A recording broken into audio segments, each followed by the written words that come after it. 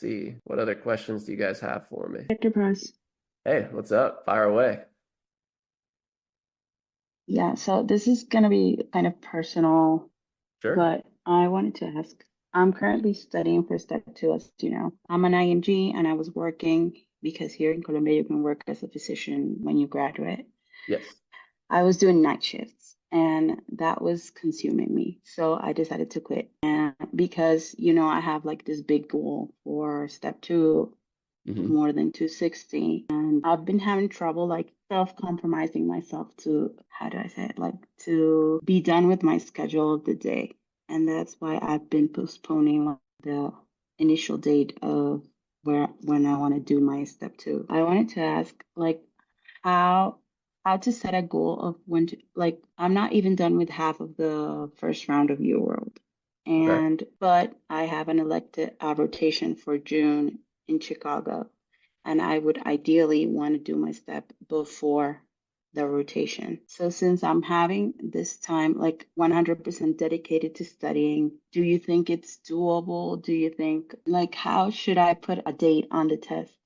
Because I don't know if I'm gonna be ready. So I haven't scheduled anything or anything because I don't know. Good question. Good question. I pretty much generally, so if you have a goal of when you need to take it by, so you need to take it before June for your rotation, right? What I would I do mean, is, it's not, I don't know what's recommended. Like, I don't know if I could travel, still do it there, but I think I won't be as focused for the studying. So I don't know. sure, and that's totally fair. And especially during rotations, I always tell people if you can get it done before that you embark into what you know is going to be a difficult rotation, you absolutely want to, right? And so we're in March right now, and so we got half of March, April, May, June, right? When does your rotation start in June? 17th. The 17th. So essentially, we have exactly 4 months. In 4 months, you can make a ton of progress, right? Like that's essentially 100 plus days of active studying. And so, what I would do is, where are you scoring right now, ballpark wise, if you don't mind sharing? I mean, it's super terrible because I think I'm scoring like worse than step one. Like average, I would say 52. Okay, that's But fine. I don't know if it's because I'm not concentrated enough, because obviously I've worked in gynecology since I graduated, and in OBGYN, I'm super over the moon, like 80%. It's not an Yeah, issue. yeah, But when I go to internal medicine, it's like 38, and it's sure. over, like overwhelming. Yes. Okay. So obviously, you don't need to be doing OBGYN questions at all right now, right? And so I wouldn't even select I them. just do them to feel better.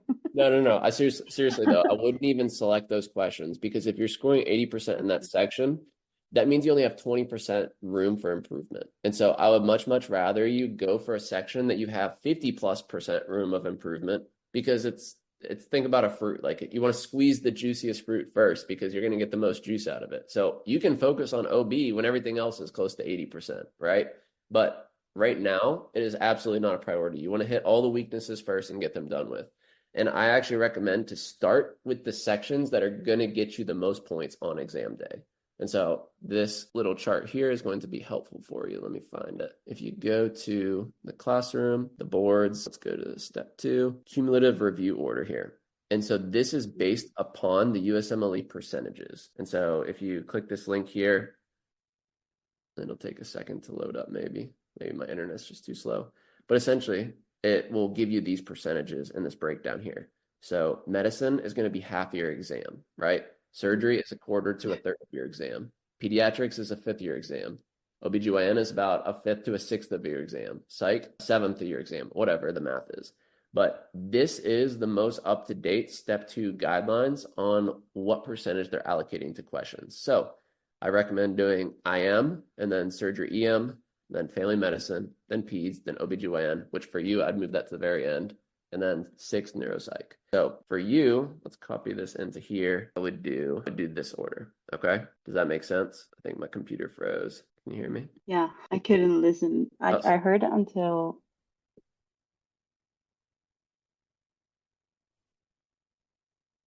all right, so you're proficient in OBGYN, so we put that as dead last. All right. And so the reasoning here is to squeeze the juiciest fruit in terms of point allocation. Okay. And so what I want you to do now that you see this, and now that you see kind of like why I'm telling you to do this is going to be key because now you actually have a goal of what you can tackle first rather than just doing randomized questions and picking and choosing and doing through ones that you're not really sure what you should be doing. So start off with internal medicine, right? This is going to take you by far the longest because it's half the question bank. It's half the question bank Yeah. because it's half your exam.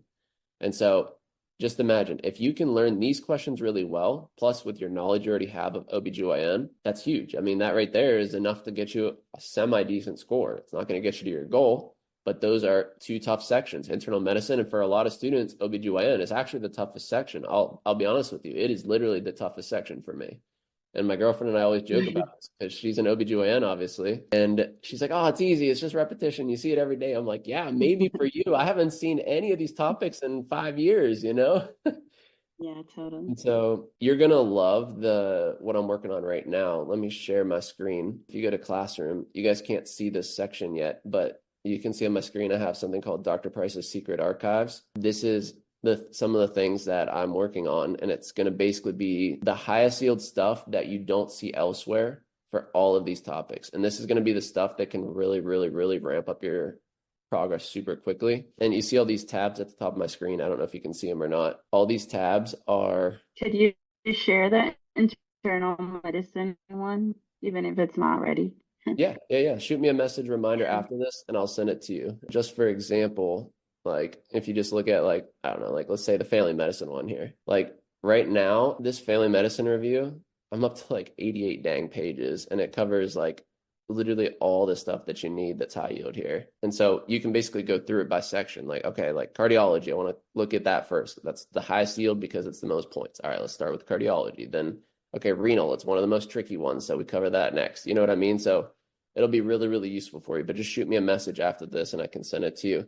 I'm actually working on editing the videos for about 10 of the topics right now, and I'll get those uploaded. But I know that you definitely want to jump into that as soon as possible, so I'll send it your way. But I think this is the best content I've ever put together. So I definitely want to make sure that you guys get it before your exam.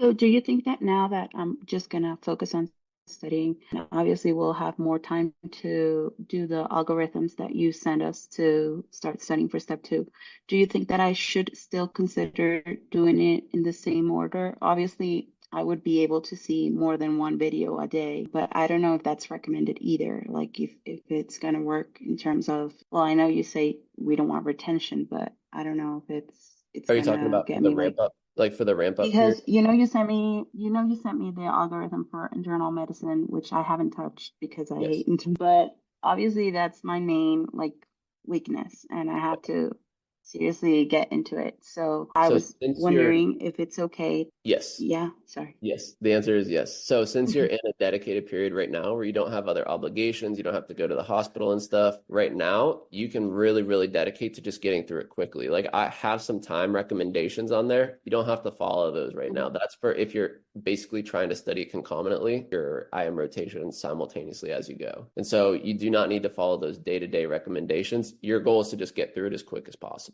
Okay, and talking about space repetition, I just have to see those videos like one time and then do the 7 blocks that you say. But do I have to repeat those videos again? Do you recommend that, or do you just do questions for space repetition? So the time, and a lot of this is going to take self-awareness for this part of it.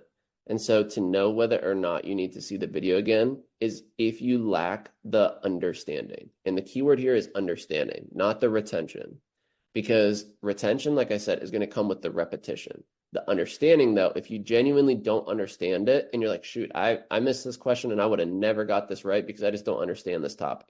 That's when you go back to content review. Otherwise, I would rather you, instead of taking an hour to watch a video and pausing it half the times, writing down notes, taking your time with that to maybe get through 5, 10 concepts, instead of doing that, I would rather you move quickly through questions. So you can always revisit the videos in the evening time. That's the key here. Don't do them in the morning whenever you're fresh. Do it in the evening time as kind of like a relaxation type thing for topics that you genuinely don't understand. And you can keep track like a little sticky note on your computer of topics that you just don't understand. That's totally fine. but I don't want you doing those when you're fresh, when you should be focused on getting through questions. You take your USMLE in the morning, you take questions in the morning, the same exact way. You practice how you play. Does that make sense? Okay, perfect. Yeah. Okay. So I just watch them one time, then do the questions and stop and not stop doing questions. Correct. Okay, perfect. Good question. Thank you. Awesome. Well, if anybody else has any questions, let me know. Otherwise, we'll call it a night here. I actually still have not even morning rounded with my attending because he's been in the operating room at another hospital since 7 a.m. So he's like been blowing me up to give him a ring here to talk about some patients. But if anybody has any questions, let me know. Otherwise, we'll see you next Thursday. Thank you. Absolutely. And you can always, if you need anything sooner than there, any catastrophes or issues or whatever, just shoot me a message and I'm happy to help. Perfect. Thanks. Thank you. Absolutely. Thank Good to you. see y'all. See you later.